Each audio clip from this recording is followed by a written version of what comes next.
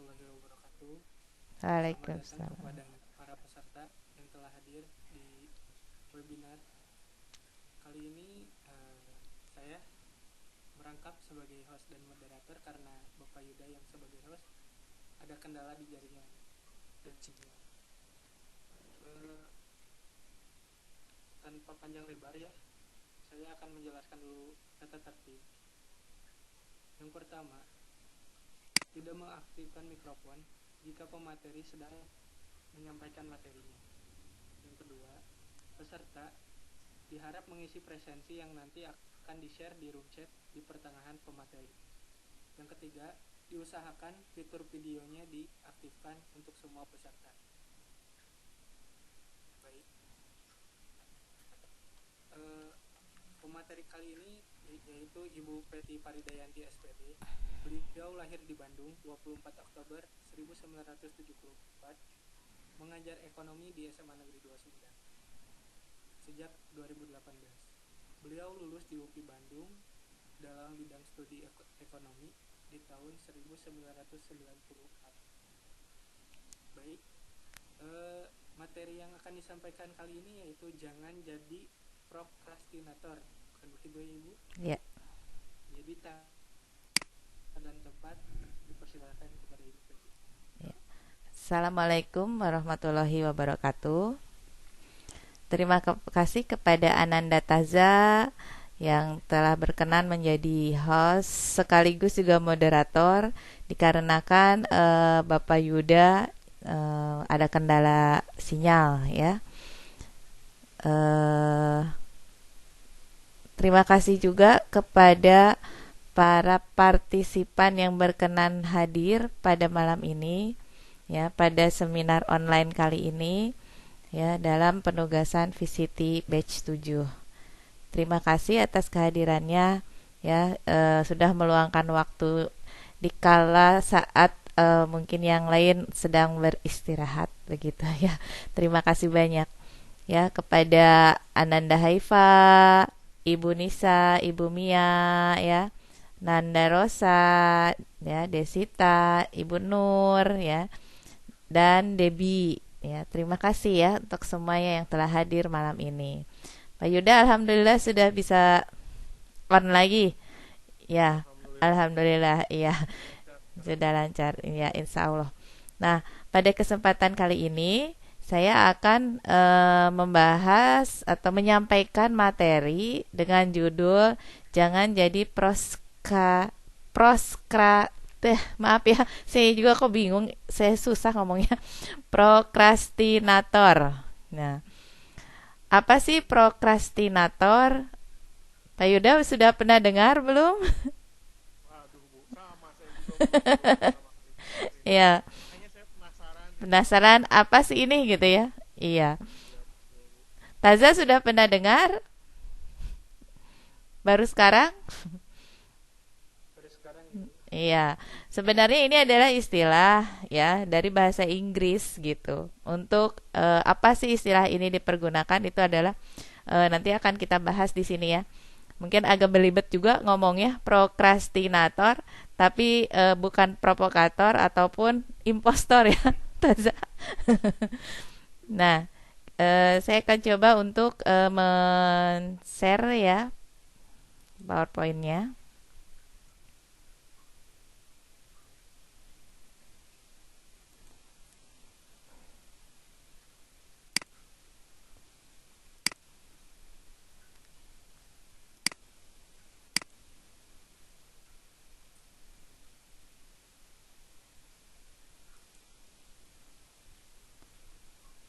Sudah ada Pak Yuda?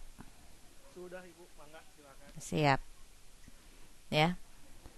Nah, di sini kita jangan jadi prokrastinator ya. Apa sih prokrastinator? Nah, dari gambar ini mungkin akan terlihat ya. Ini procrastination cycle ya, procrastination cycle ya, atau siklus procrastination. Nah, kalau dilihat nih ya dari gambarnya, ini ada gambar nih ilustrasinya, ada tulisan I will do it tomorrow, ya. I will do it tomorrow. Terus di sini ada yang keluar nih ya, garisnya dari lingkaran. Do it right before deadline. Jadi mengerjakan sebelum deadline. Terus ada yang di sini I will do it tomorrow. Never do it. I will do it tomorrow. Nah, ini kelihatan nih ya, mungkin prokrastinator itu adalah, kita lihat nih, orang yang amat suka menunda pekerjaan. Ya, menunda pekerjaan hingga jelang hari atau menit akhir dari batas waktu. Ya, jadi kalau misalkan kita mah sering dengarnya SKS ya, sistem kebut semalam. Nah, jadi itu disebutnya dengan procrastinator. Kalau tindakan menunda pekerjaannya itu disebut procrastination. Ya, kayaknya ngomongnya harus pelan-pelan karena kalau buru-buru kayaknya bakalan belibet yang ngomong nanya. Nah, jika hal ini dibiarkan berlangsung terus-menerus, jelas akan menjadi kebiasaan buruk. Misalkan kalau belajar, ya ini akan menjadi kebiasaan belajar yang buruk. Kalau bekerja, ini juga akan menjadi kebiasaan bekerja yang buruk. Yang namanya kebiasaan itu akan terus menjadi budaya. Kalau udah jadi budaya, itu akan sulit sekali kalau misalkan kita terbiasa menunda-nunda. Nah, jadi kalau misalkan kita nanti sudah bekerja sebagai seorang profesional atau pengemban profesi, kalau kita terbiasa menunda-nunda atau procrastinator, maka itu akan berdampak buruk terhadap kita. Baik berdampak buruk terhadap kinerja ya, ataupun terhadap mental kita, karena nanti kita akan merasa stres gitu ya. Terus kinerja kita tidak akan optimal karena buru-buru. Nah, ini juga akan berdampak buruk pada kesehatan fisik hingga kegagalan. Akhirnya apa yang kita kerjakan tidak berhasil karena kitanya seharusnya bisa mengerjakan sebelumnya, jauh hari sebelumnya. Ini kita melakukannya dengan dadakan. Nah, itu akhirnya bisa berdampak kepada kegagalan karena kitanya udah stres duluan gitu ya. Oleh karena itu, maka biasakan diri kita untuk tidak menjadi procrastinator ya. Makanya judulnya tadi, jangan jadi procrastinator gitu ya. Bagaimana sih caranya ya? Berikut beberapa petunjuk ya yang dapat kita lakukan supaya kita tidak menjadi procrastinator. Nah, kita harus memperbaiki manajemen waktu. Kunci dari manajemen waktu itu adalah planning, ya. Planning atau perencanaan. Tanpa planning, kita tidak akan bisa pernah berhasil menata waktu, apalagi meraih hasil yang optimal. Jadi segala sesuatu harus direncanakan. Seperti kita akan melakukan VCT ini, ya. Vicon ini jelaskan sama kita direncanakan, di planning ya. Kapan membuat flyernya ya, terus kapan kita membuat narasi setelah flyer jadi, kapan kita membuat roomnya dan lain sebagainya. Ini juga kan harus kita rencanakan. Nah, harus kita planning. Bagaimana sih langkah-langkah untuk membantu ya kita menyusun atau menata manajemen waktu? Nah, yang pertama, buatlah buku agenda atau kalender atau catatan khusus, baik secara manual ataupun elektronik. Nah, ini kita sekarang sudah di era digital 4.0 gitu. Segala sesuatu bisa kita catat secara elektronik sekarang. Pada saat kita akan membuat room meeting saja kita bisa buat di HP gitu ya. Nah, di gadget ya, dimanapun kita berada. Nah, kita catat tuh kapan kita akan melakukan sesuatu, planning itu ya. Nah, itu semua harus detail.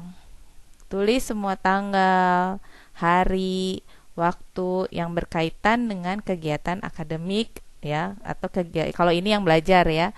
Ini kita bahas yang belajar, atau kalau misalkan kita bekerja ya ini semua kegiatan pekerjaan. Misalkan ya kapan tanggal ujian tengah, kapan akhir semester ya. Nah, kalau yang sudah kuliah misalkan nih kapan batas pembayaran uang kuliah ya untuk Rosa misalkan ya. Terus kapan ketemu dosen, wali ya dan lain-lain. Kalau misalkan untuk yang sedang masih sekolah, misalkan kita mencatat di situ tanggal, hari dan waktu. Ini yang sederhana aja mengenai belajar daring ini gitu. Harus dicatat jadwalnya sebaik mungkin ya. Bisa secara manual ataupun di HP. Nanti misalkan kalau secara manual bisa ditempel tuh. Jadi misalkan ada tugas pelajaran ekonomi gitu ya. Harus beres sampai tanggal sekian maksimal. Nah, kita jangan mengerjakannya batas deadline-nya jangan gitu. Tapi kita harus mengerjakannya adalah jangan menunda-nunda, karena di sini prinsipnya adalah jangan jadi procrastinator tadi gitu ya. Nah, jadi kalau misalkan nanti lama-lama gitu ya, kalau akan terbiasa dengan istilah procrastinator. Jadi kalau misalkan mendengar istilah itu udah nggak aneh lagi gitu. Hari ini kita bahas procrastinator itu adalah orang yang sering menunda-nunda pekerjaan. Kalau kegiatan menunda-nundanya sendiri ya itu procrastination ya. Nah, jadi yang pertama ini buatlah buku agenda atau kalender atau catatan khusus. Nah, jadi mulai hari ini ya untuk Ananda sekalian bisa membuat buku agenda ya, baik secara manual ataupun elektronik. Dan secara pribadi saya pun sebagai guru itu mencoba untuk selalu membuat pencatatan ini gitu. Itu yang pertama. Nah, yang kedua ya, misalkan ini ya, tulis semua tanggal dan waktu untuk kegiatan yang bersifat sosial dan personal. Misal kapan harus konsultasi ke dokter. Ini mah yang kalau yang tadi mah yang akademik gitu ya.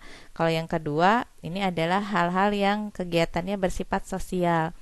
Kapan kunjungan ke rumah orang tua, kapan jadwal olahraga, kapan berkunjung ke saudara gitu ya. Di sini juga kita bisa merencanakannya gitu.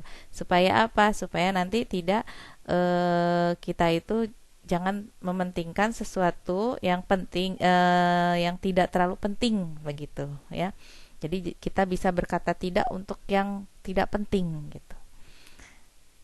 Nah, yang ketiga, susun prioritas kegiatan ya dari daftar yang di atas tadi ya, mulai dari yang paling utama hingga yang tidak utama gitu, sehingga menghasilkan sebuah jadwal rutin mingguan gitu ya. Nah, contohnya nih, nanti kita mengelompokkan aktivitas akademik yang sudah fix itu artinya sudah tetap gitu, pasti. Nah, misalkan ini adalah prioritas yang paling utama, karena yang namanya kita misalkan yang masih sebagai pelajar, contoh misalkan ini aktivitas yang paling utama prioritas itu adalah satu, jadwal belajar begitu ya. Jadi jangan sampai ada kejadian kalau waktu belajarnya luring ya, di luar jaringan atau lagi tatap muka sampai salah, itu jadwal pelajaran ya, itu sampai salah bawa buku. Nah, itu juga sudah menjadi bukti bahwa tidak bisa memanajemen waktu. Nah, kalau ini adalah jadwal belajar. Kalau jadwal belajar contohnya adalah hari ini kita akan belajar pelajaran apa. Nah, nanti setelah pelajaran tersebut selesai, itu dijadwalkan lagi untuk belajar lagi gitu. Karena belajar yang hanya sejam 2 jam, pelajaran tersebut di sekolah kadangkala tidak cukup gitu ya. Jadi akan kita butuhkan lagi jadwal belajar, misalkan jadwal belajar di rumah begitu. Ya, selain jadwal belajar, ya, jadwal mengerjakan tugas. Nah, jadwal mengerjakan tugas penting sekali ya. Jadi misalkan ibu gurunya memberikan tugas sampai hari, misalkan sekarang hari Rabu ya. Terus nanti ada tugas sampai hari Jumat maksimal. Misalkan kan seperti itu sekarang, kalau daring banyaknya ada tugas maksimal sampai hari apa gitu. Nah, itu harus dijadwal mengerjakan tugas. Karena apa? Kalau tidak dijadwal pusing nanti. Kalau sudah deadline nanti stres gitu.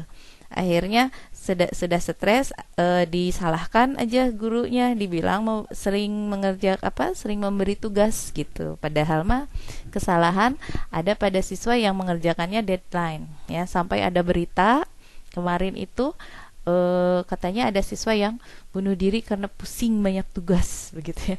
Kalau kata saya itu terlalu lebay ya, karena kalau misalkan siswa yang benar-benar mengerjakan secara tepat waktu, itu tidak akan stres, karena guru juga tidak setiap hari gitu ya memberikan tugas ya, tidak setiap jam, menit, waktu ada tugas begitu. Terus ada lagi jadwal misalkan ke perpustakaan ya. Ya, kita pergi ke perpustakaan itu tidak berarti kita pergi karena sekarang sulit ya dengan kondisi COVID seperti ini, kita pergi ke perpustakaan. Kita bisa pergi ke perpustakaan online gitu ya, perpustakaan digital. Di sana ada perpustakaan ya, ada aplikasinya, silahkan kalian cari, itu ada gitu ya. Silahkan kita bisa cari itu aplikasi perpustakaan. Jawa Barat itu sudah ada. Di sana banyak sekali buku-buku tersedia ya. Kita bisa seperti pinjam gitu. Terus nanti kita buka, baca berapa hari. Setelah selesai nanti kita kembalikan lagi. Kalau nggak dibaca juga ya nanti akan hilang dari kalau belanja di Shopee mah keranjangnya gitu, nanti akan hilang tuh si nama buku tersebut. Terus buku juga di situ dipinjamnya itu misalkan 50 buku di situ tersedia. Kalau sudah nanti akan terlihat tuh yang sudah minjam berapa orang di situ. Terus nanti selain itu juga ya, di perpustakaan itu, yang perpustakaan Jabar itu ada keterangan siapa pembaca istilahnya tersering lah di situ ya. Terus waktunya terlama itu nanti akan ada di situ namanya tertulis gitu. Jadi seru sekali, kita nggak perlu sekarang pergi ke perpustakaannya gitu ya. Silakan aplikasinya nanti dilihat di Google Play Store, itu ada ya. Nah, itu banyak sekali yang bisa kita lakukan supaya sehari-hari kita itu adalah kita selalu produktif gitu. Jadi jangan mentang-mentang belajar di rumah, nggak ke sekolah, jadi kaum rebahan yang maksimal. Nah, itu bahaya sekali. Rebahannya sambil belajar sih oke. Ini kadang ya rebahannya sambil main game. Nah, itu yang bahaya ya. Nanti akhirnya stres sendiri pada saat misalkan akhir semester, waduh banyak tugas yang belum. Nah, itu yang bahaya seperti itu ya. Nah, itu tadi kita sudah mengelompokkan ada aktivitas akademik yang sudah fix ya. Nah, sekarang selanjutnya, nah ini ada aktivitas sosial atau personal yang sudah fix juga. Nah, misalkan ini ya pasti sudah kita biasa lakukan gitu. Kita sudah jadwalkan nih, jadwal rutin makan. Nah, ini perlu sekali ya untuk tidak menunda-nunda makan, karena kalau menunda-nunda makan bahaya. Misalkan jadwal rutin makan pagi, ya siang, sore gitu ya. Jadi jangan jam 12 malam mentang-mentang lapar terus makan, misalkan seperti itu. Sementara kita sudah makan sehari 3 kali. Nah, itu sepertinya sederhana, tapi itu juga tetap akan mempengaruhi kesehatan fisik kita gitu ya. Terus jadwal, misalkan kalau yang ada jadwal minum obat ya, itu sama kita dibikin jadwalnya. Terus jam tidur jelas. ya. Waktu berolahraga, nah jam tidur jangan menunda-nunda tidur ya dengan bermain game atau lain sebagainya, karena nanti jadwal lain akan kacau. Kita di sini belajar memanajemen waktu supaya kita tidak menjadi orang yang menunda-nunda pekerjaan atau procrastinator tadi ya. Nah, kalau jadwal beribadah ini sudah jelas ya. Kalau kita misalkan umat muslim itu kan sudah pasti ada gitu ya. Subuh gitu ada ya, panggilan azan ya, jangan tunda-tunda begitu. Terus kalau misalkan yang anak kos nih ada perjalanan mudik pulang kampung misalkan ya. Nah, itu juga dijadwalkan ya, jangan besoknya mau ujian terus sekarang pengen pulang-pulang misalkan, itu jangan gitu. Terus ada jadwal merawat hewan peliharaan. Contohnya misalkan memberi makan hewan peliharaan kita itu adalah setiap pagi. Maka kita rawat mereka di jadwal setiap pagi. Nah, itu kegiatan-kegiatan sederhana ini semua lama-kelamaan itu akan menciptakan sebuah kebiasaan yang nantinya akan menjadi sebuah kebudayaan. Jadi keseharian kita, rutinitas kita yang terjadwal dengan baik itu akan mencerminkan kita nantinya gitu ya. Jadi kalau kamu sudah bisa, kita sudah bisa memanage waktu dengan baik, insya Allah itu akan masa depannya cerah gitu ya. Karena kita sudah bisa memanage, mengatur waktu, itu yang paling utama supaya kita tidak menunda-nunda apapun itu gitu ya. Jadi jangan dibiasakan menunda apapun yang seharusnya kita kerjakan ya kita kerjakan gitu. Nah, selanjutnya ada lagi ya, kita kelompokkan aktivitas akademik pendukung. Ya, contohnya misalkan kalau ada diskusi kelompok, ada tugas kelas ya kelompok, itu kita bisa jadwalkan ya. Jangan setiap hari pergi diskusi kelompok akhirnya tidak diskusi kelompok gitu ya. Malah ngobrol, ngerujak ya.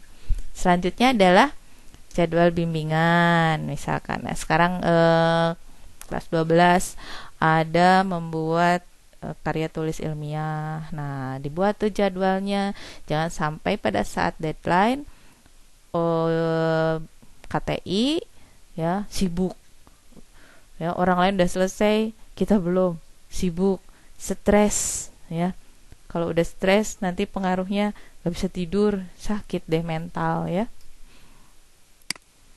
Nah, ada lagi yang kita kelompokkan, yaitu yang keempat, aktivitas sosial atau personal pendukung. Ini penting, tapi bukan prioritas. Nah, jadi harus bisa bedain ya. Ada yang penting prioritas, penting tapi bukan prioritas utama, begitu. Contohnya apa? Kita jadwalkan berkunjung. Ini waktu ya, manajemen waktu masih. Jadwal berkunjung ke sanak famili, ke teman ya. Jadwal berbelanja bahan makanan ya, atau shopping gitu.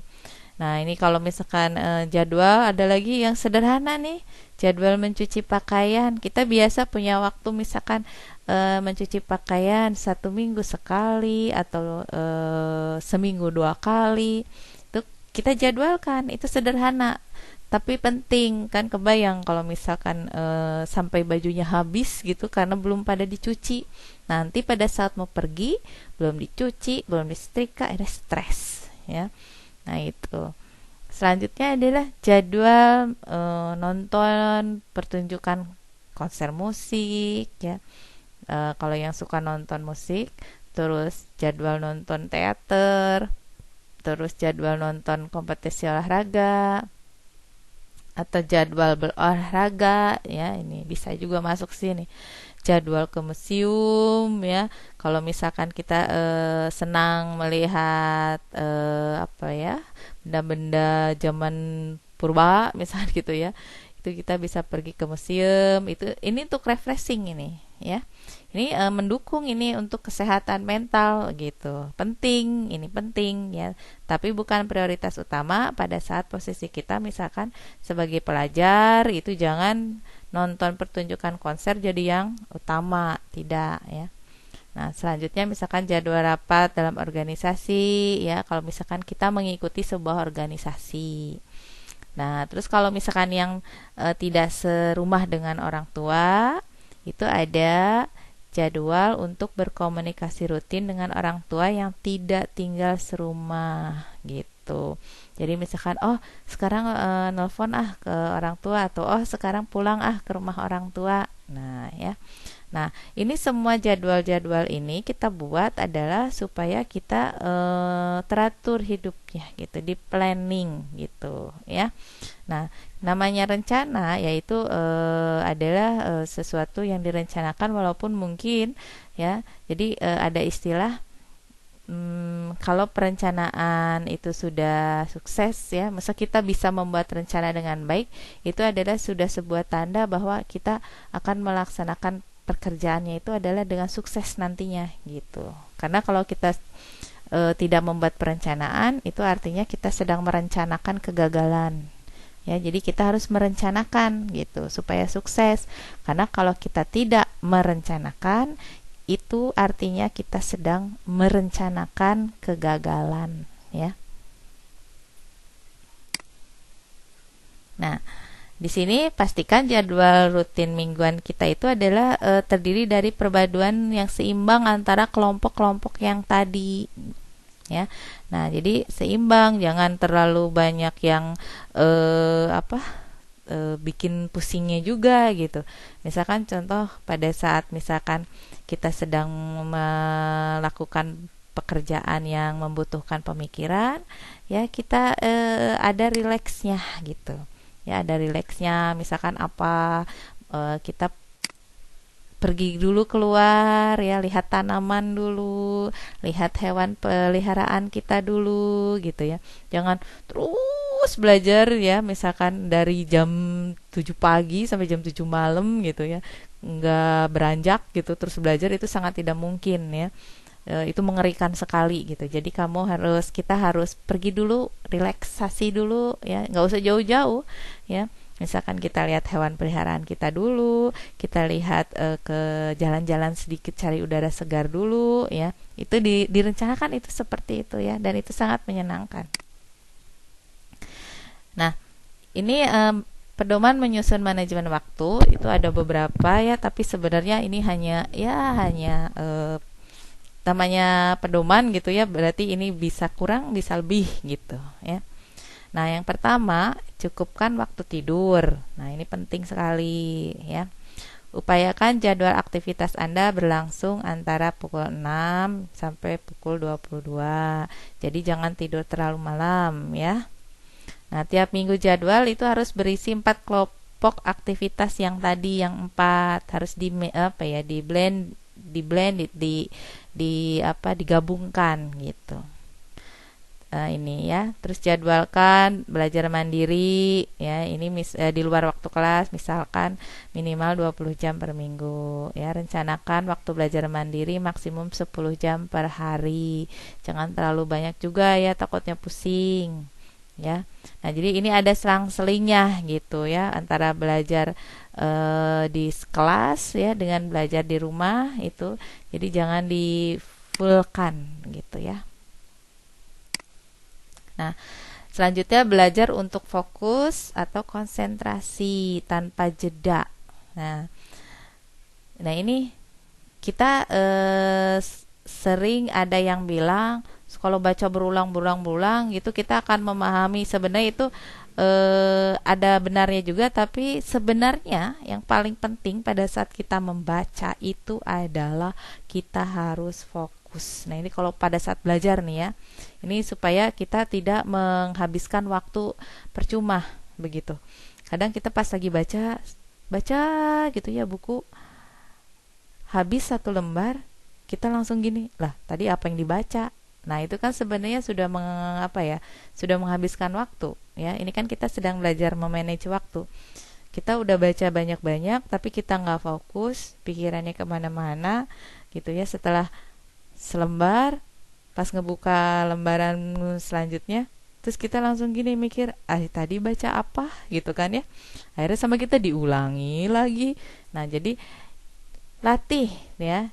Nah, dan biasakan diri kita untuk mengerjakan sesuatu cukup sekali gitu.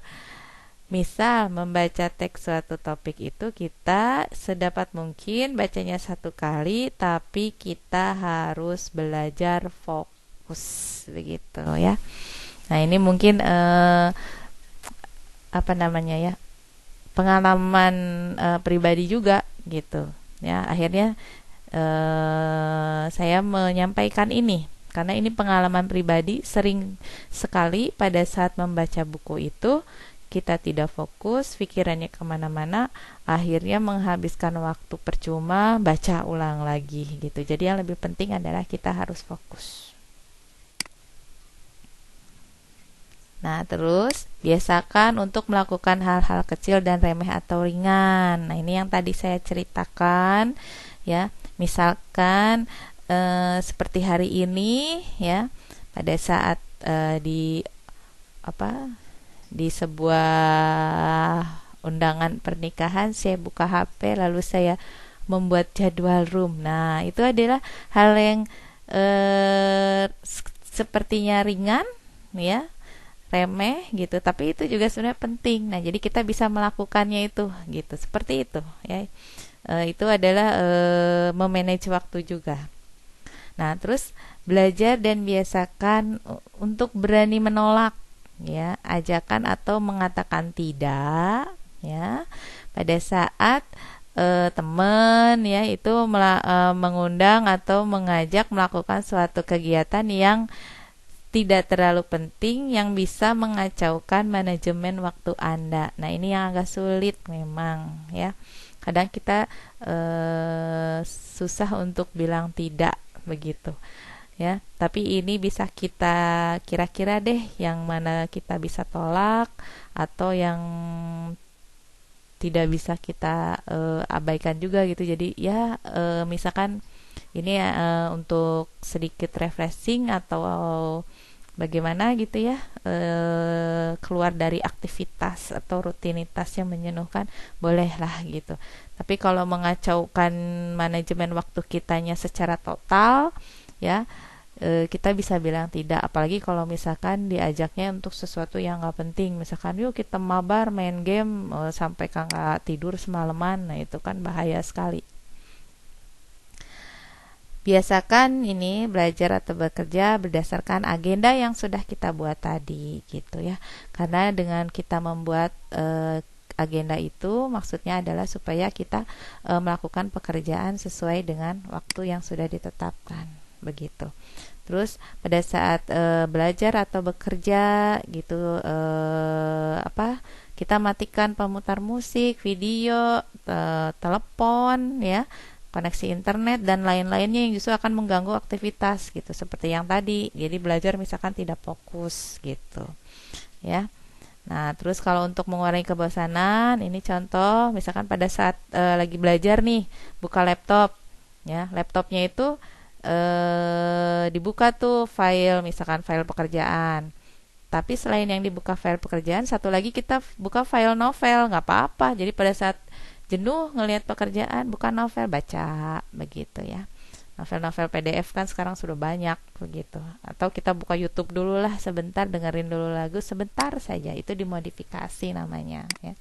Nah, itu adalah hal-hal yang sepertinya remeh ya, tapi sangat berpengaruh sekali gitu. Jadi di sini saya memfokuskan bahwa semoga kita tidak menjadi procrastinator gitu, yang sering menunda-nunda pekerjaan yang nantinya jadi kebiasaan dan lama-lama menjadi budaya gitu. Kalau sudah jadi budaya, sesuatu hal selalu sudah jadi budaya itu akan sulit sekali diubah, karena kalau udah jadi budaya akan jadi adat istiadat. Kalau udah adat istiadat, udah budaya adat istiadat, itu biasanya akan menentukan nasib kita nantinya begitu ya. Mungkin itu saja yang disampaikan ya, semoga bermanfaat. Semoga kita jangan jadi procrastination yang selalu menunda, akhirnya tidak mengerjakan pekerjaan tersebut.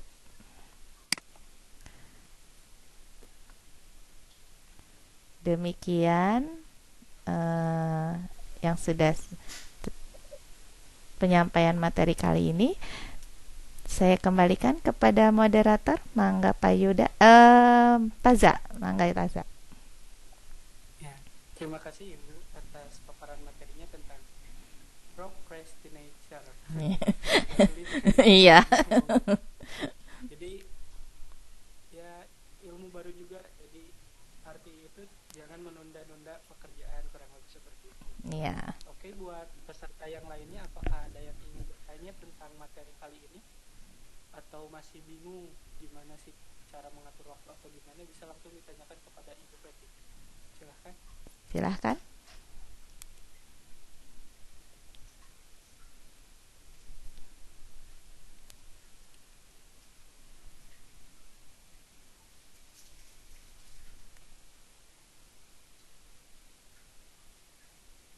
Kalau nggak ada yang bertanya, mungkin dari Taja pribadi nih Bu. Ya, bagaimana?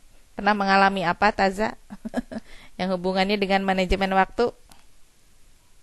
Ya pasti susah nyimbangin waktu itu sih Bu, antara kegiatan belajar atau mungkin kan Taja organisasi juga, dan pastilah pengen ada waktu main juga gitu Bu. Cara ngimbangin waktu segitu banyak tuh gimana sih Bu? Terus kan kata Ibu juga harus ada modifikasi nih di saat kita lagi serius-serius, tapi harus ada modifikasi juga, entah itu cara menghibur kita gimana. Iya. Nah, kalau ibu sendiri gimana nih?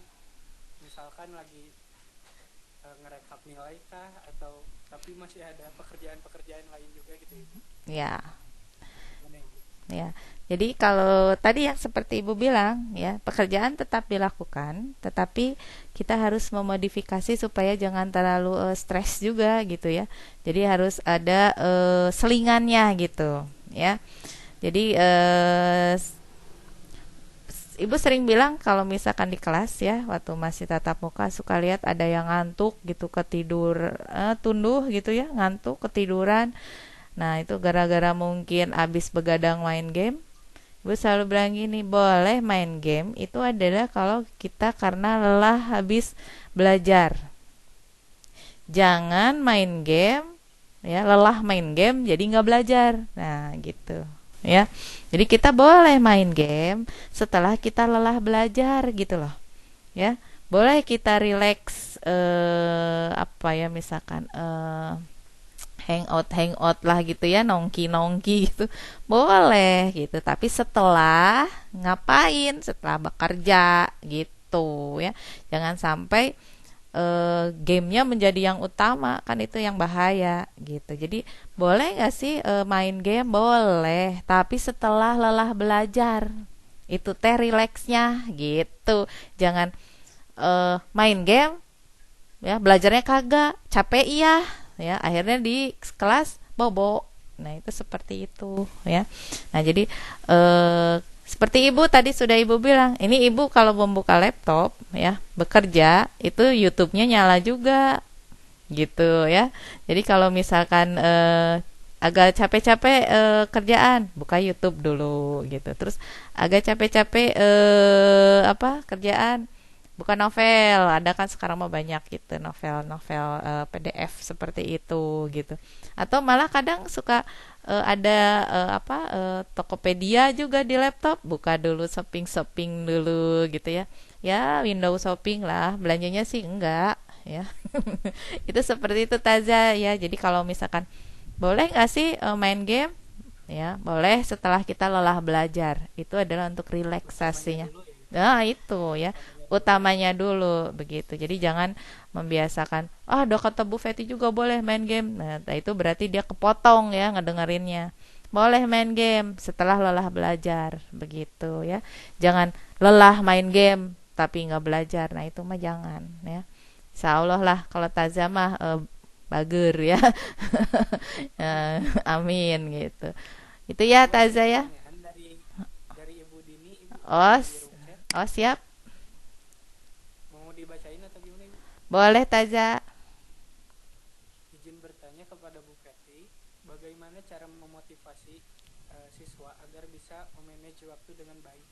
Nah, ya. Ini kalau motivasi memang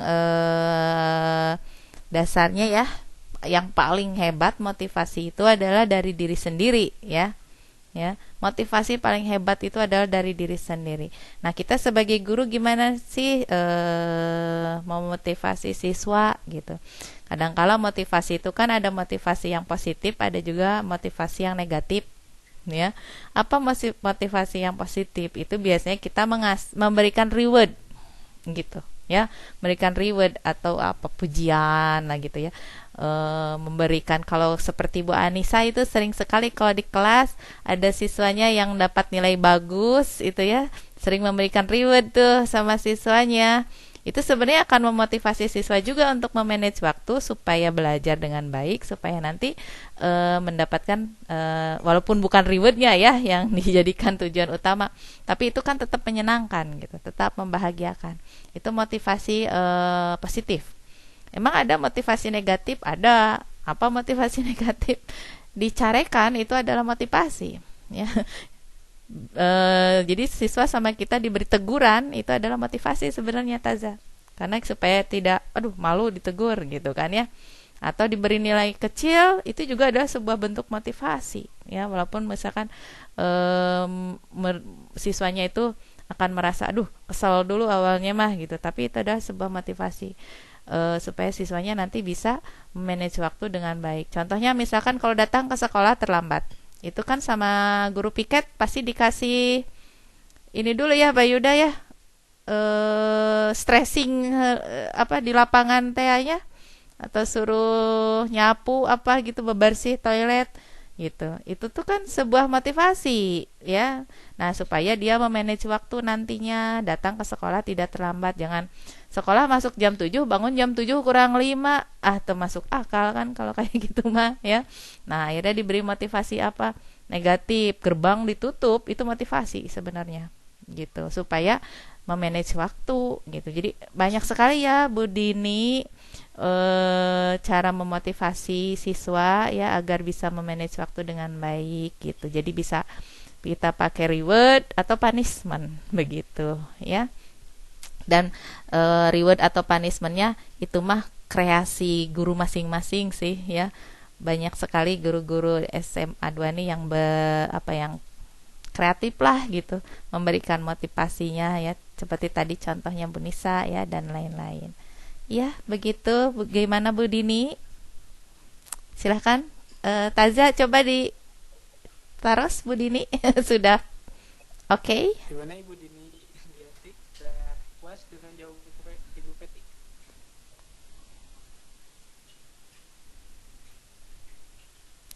Siap. Siap. Ada pertanyaan lagi nih Ibu. Ya. Di room chat juga dari Debbie Rojwa. Iya. Ibu mau tanya, apakah procrastinator termasuk ke dalam gangguan psikologi yang membutuhkan bantuan dari orang lain atau bisa kita atasi sendiri? Ya. Makasih Ibu. Ya. Makasih Debbie Rojwa.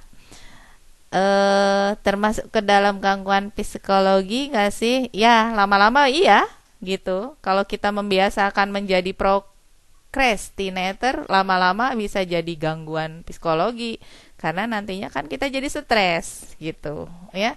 Nantinya akan jadi terganggu juga gitu mental kita kalau udah stres gitu. Seperti yang tadi berita itu kan, ada yang bunuh diri gara-gara katanya banyak tugas gitu. Padahal kan bukan karena itu, karena dia menunda-nunda gitu ya. Karena kalau tugas kan guru nggak mungkin ngasih tugasnya hanya di ujung sekaligus bruk gitu kan. Pasti istilahnya sesuai waktunya gitu ya. Iya, diberi jeda. Terus juga kan namanya belajar 6 bulan gitu. Dia nggak selama 6 bulan kemana aja gitu kan ya. Nah, jadi Debbie, apakah itu termasuk gangguan psikologi? itu kalau dibiasakan ya gitu bisa menjadi gangguan psikologi. Terus gimana nih, apakah bisa dibantu oleh orang lain? Jelas bisa. Kalau misalkan usia-usia yang masih dalam bimbingan orang tua, itu orang tua itu perannya sangat utama sekali gitu. Terus bisa diatasi sendiri, justru itu yang paling utama. Ya, diatasinya adalah oleh diri sendiri dulu gitu. Baru setelah itu orang lain akan bisa membantu, karena motivasi terhebat itu tetap dari diri sendiri gitu ya. Gitu ya Debbie. Gimana Debbie, udah puas dengan jawabannya?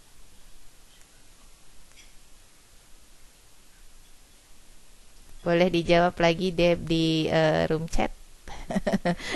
Di room chat aja nggak apa-apa. Gak apa-apa. Padahal gak apa-apa, nanyanya langsung aja live. Gak usah di room chat. Oke. Ya, kayaknya udah jelas mungkin Ibu ya. Iya. Udah jelas kayak berenangnya langsung Ibu. Iya. Mungkin Ibu karena waktu juga udah mepet. Iya. Dari saja mau nanya nih, kesimpulan dari materi ini gimana sih Bu? Oke. Kesimpulannya adalah sesuai dengan judulnya, jangan jadi procrastinator gitu ya.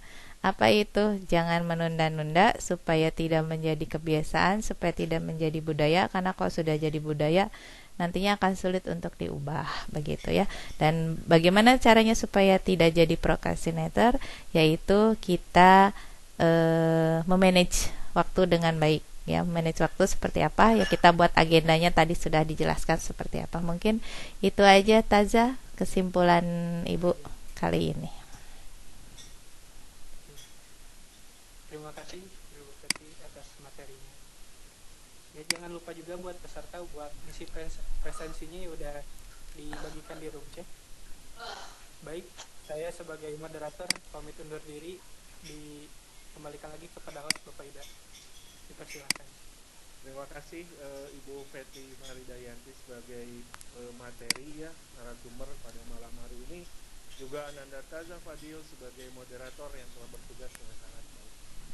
Saya haturkan terima kasih.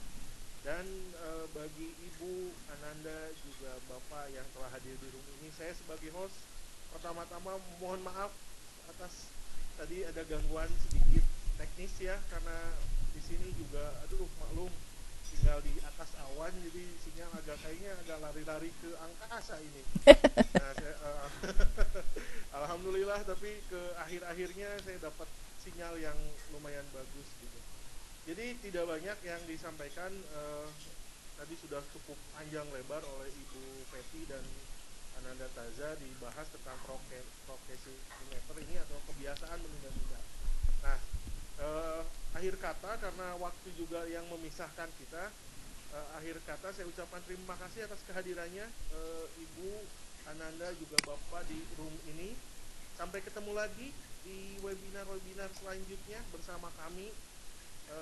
Akhir kata saya ucapkan Assalamualaikum warahmatullahi wabarakatuh. Waalaikumsalam.